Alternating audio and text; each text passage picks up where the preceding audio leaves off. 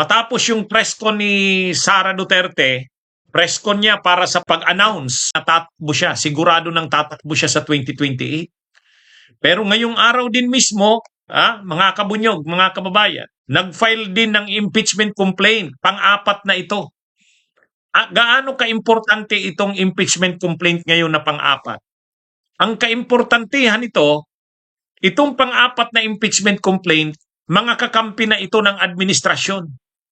Yun kasing unang tatlong impeachment complaints, yung una Makabayan Black, yung mga leftist yon, mga progresibo.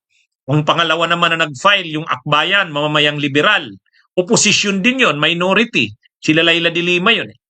Ang pangatlong impeachment complaint, yung mga pare, saka mga madre. Pero kahit pa kasi tatlong impeachment complaints yung i-file na yon, kung wala namang suporta sa mayorya ng mga kongresista, mahirap lumusot. Kailangan ng one-third Kailangan ng one-third. So ito na ngayon. Yung mga pro-administration congressmen, sila Congressman Benny Abante at saka si Congressman Paulo Ortega, mga pro-Marcos ito, pro-BBM ito. So ibig sabihin, suportado ng mga kongresista ng mayorya ang impeachment. So pwede nating sabihin tiyak na tong impeachment na to. Lulusot ito sa Kamara. Talagang ang laban na dito mga kabunyog, mga kababayan, sa Senado na. Nung una, parang medyo mahirap-hirap pa kasi hindi nagsasalita yung mga pro-admin na mga kongresista Hindi mo alam kung susuportahan ba ang impeachment ni Sara o hindi. Ngayon lang na hapon, parang ang sinabayan yung pagdeklara ni Sara na tatakbo siya sa 2028. Sila Congressman Benny Abante, yan nakikita nyo sa picture, sila mismo yung nag-file. Kaya medyo nakakakita na tayo ng kasiguruhan na lulusot sa Kamara ang impeachment ni Sara. Nung una kasi medyo mahirap-hirap. Kasi ang mga nag-file lang ng impeachment, yung mga nasa minorya, yung mga leftist na mga kongresista ng Makabayan Black, mamamayang liberal sila Laila, Akbayan, tapos yung mga pari at madre. Tahimik yung mga kongresista ng pro-Marcos yung mga pro-admin. Pag hindi sinuportahan ng pro-admin ng mga kongresista, hindi susulong yan. Ngayon, nag-file, mga pro-admin na yan. Kaya halos sigurado na yan. Anyway, sinabayan ng mga pro-admin congressmen itong pagdeklara ni Sara Duterte. Pero ngayong hapon, bago nagtapos yung araw na ito, hinabol nila Congressman Benny Abante ni Congressman Paulo Ortega, nag-endorse sila ng impeachment complaint laban kay Sara Duterte. Kilala na naman natin si Congressman Benny Abante. Yan yung mga sa Quadcom Itong si Congressman Paulo Ortega, congressman ito ng La Union, pro-BBM talaga ito. Tiyak na makakalusot sa Kamara ang impeachment. Ang laban na lang talaga kung makukonvict si Sara sa Senado. Saka natin pag-usapan yan. Basta't ang importante, makalusot sa Kamara.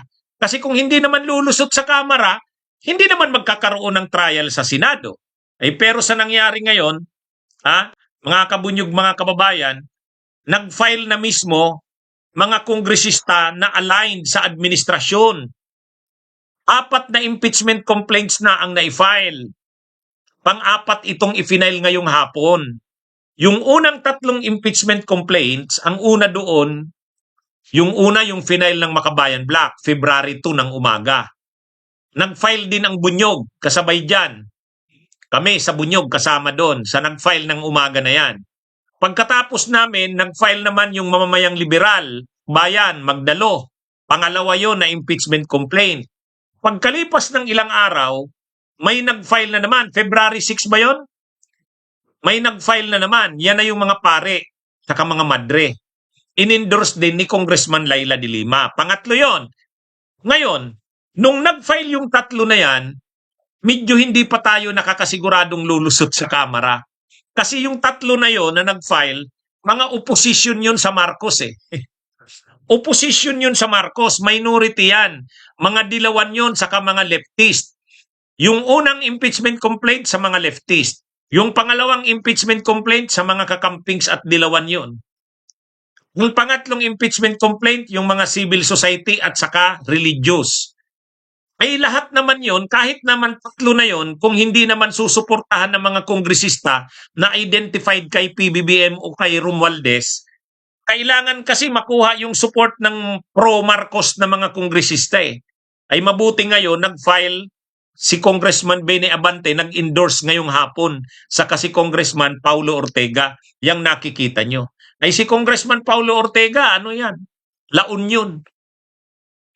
Si Congressman Beni Abante naman, Manila, ay mga Quadcom yan.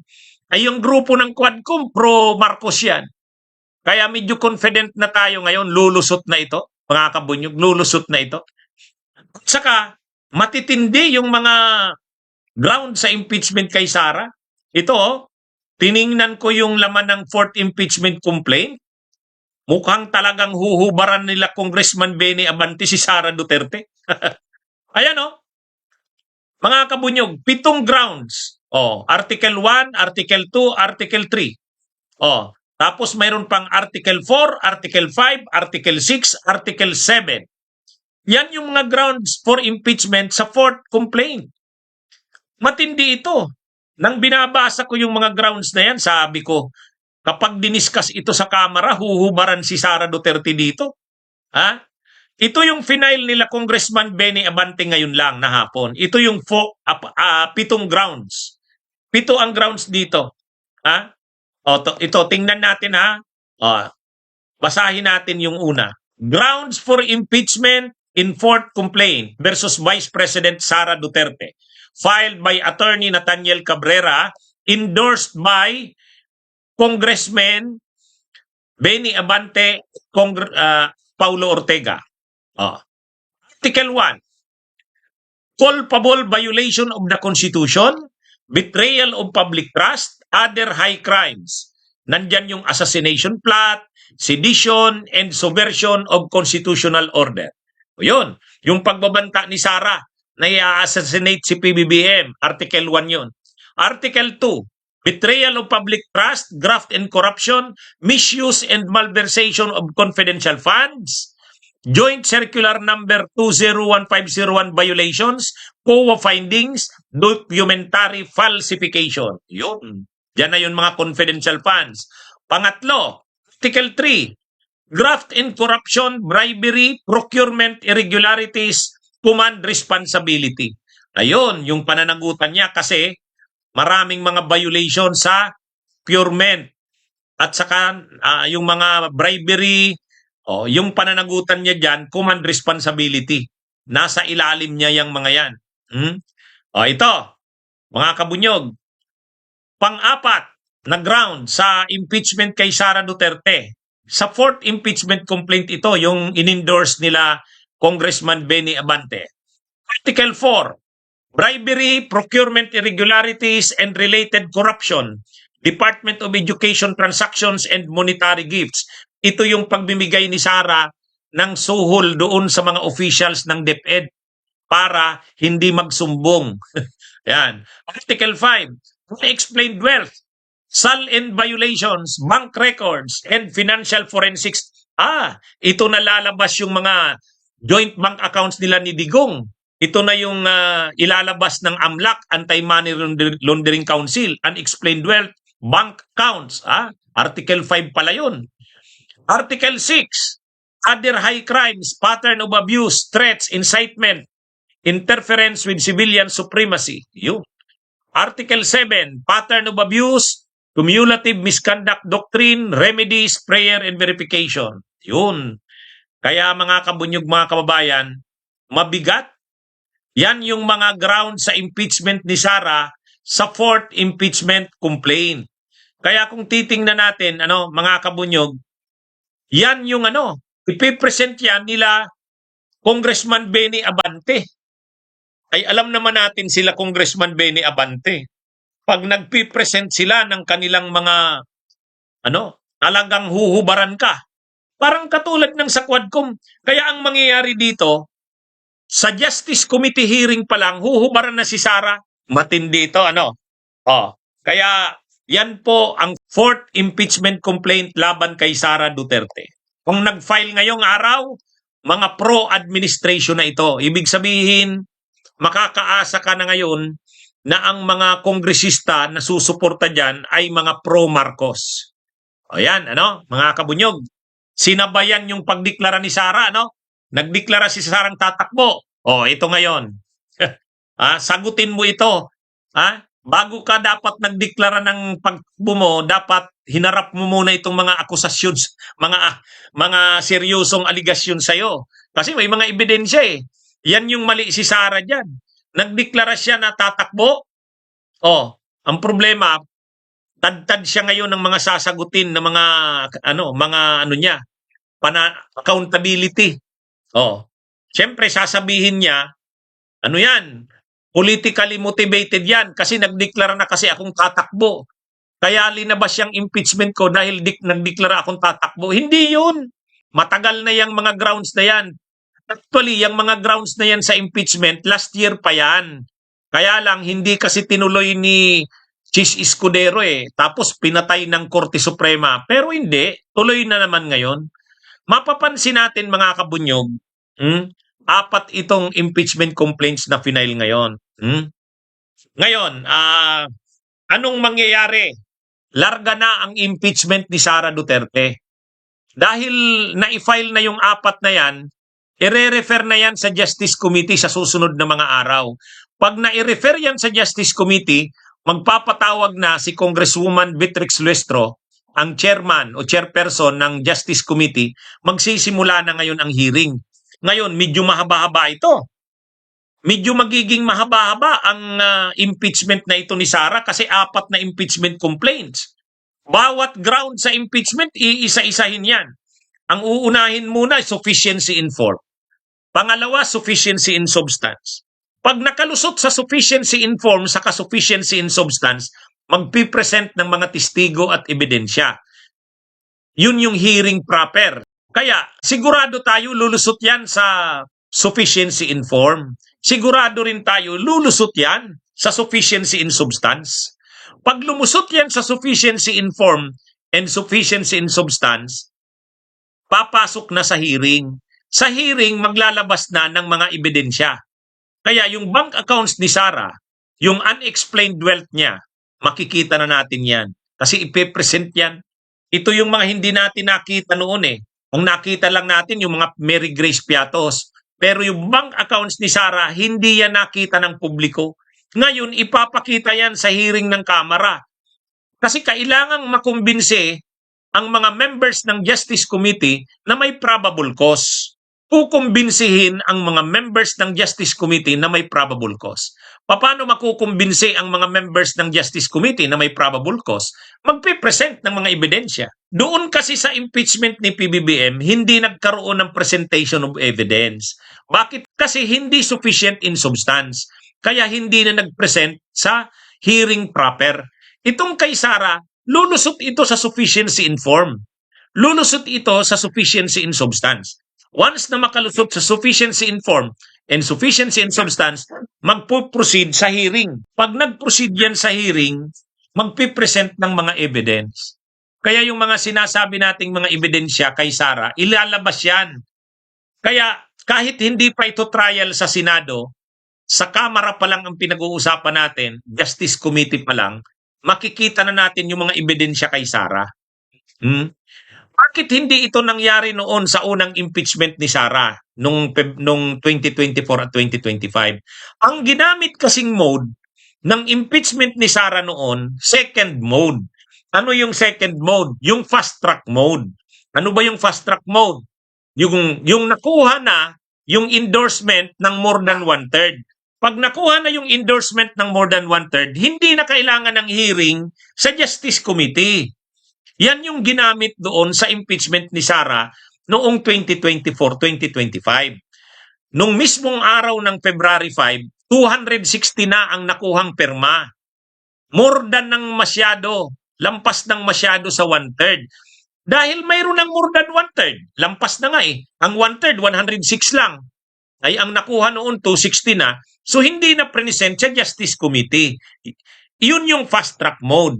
Ang problema, tiniknikal ng Korte Suprema Sabi ng Korte Suprema, Yang fast track mode nyo na yan, yung ginamit na mode ng impeachment complaint kay Sara doon, hindi na pwede kasi bar na daw ng 1-year bar rule. Okay, o di sige. Yan ang desisyon ng Korte Suprema doon. Pero dito, hindi na.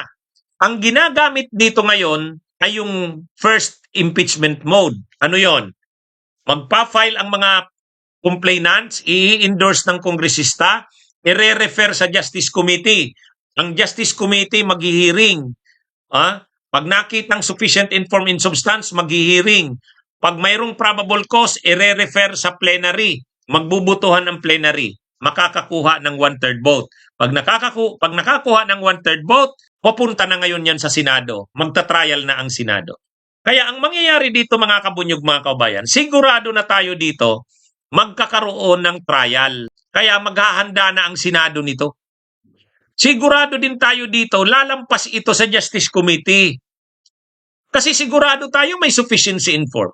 Sigurado tayo may sufficiency in substance. Di maghihiring na ngayon ng mga ebidensya. Sigurado tayo may probable cause. Tapos dadalhin na ngayon sa plenary. Ang kailangan na boto doon, 106 sa plenary. Sa tingin nyo, makukuha kaya ang 1/3 sa plenary? Sigurado. Kung hindi nag-file ng impeachment complaint itong sila Congressman Benny Abante, medyo mahirap-hirap. Kasi yung 3 impeachment complaint, lahat yon sa minority. Hindi makukuha ang mayorya. Hindi makukuha ang 1/3 kung yun lang. Ay ngayon, mayroon nag-endorse na mga pro-administration congressmen, sila Congressman Benny Abante at Congressman Paulo Ortega, ay di malakas na ngayon ang impeachment. Siyempre, gagalaw pa rin sila Sara Duterte. Gagalaw yan.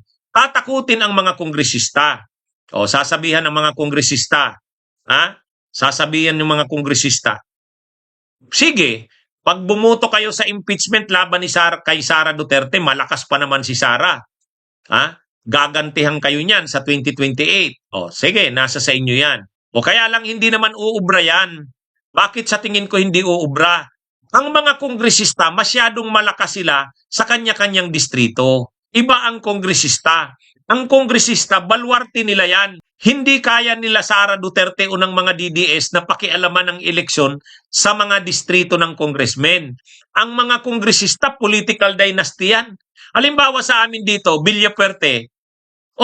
Ang Villafuerte dito sa Camarines Sur, kahit naman labanan niya ni Sara Duterte, kahit takutin pa ang Villafuerte, kung Marcos talaga ito, pag sinabihan ito ng administrasyon, bumuto ka, bubuto ito.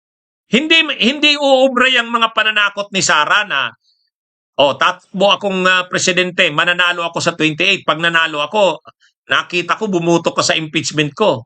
Gagantihan kita. Yan yung gagamitin sigurado nila eh.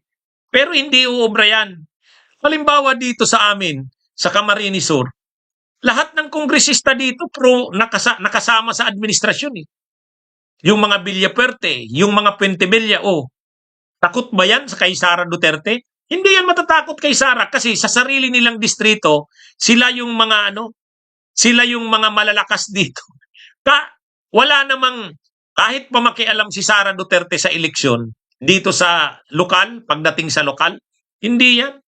Hindi kakayanan yan.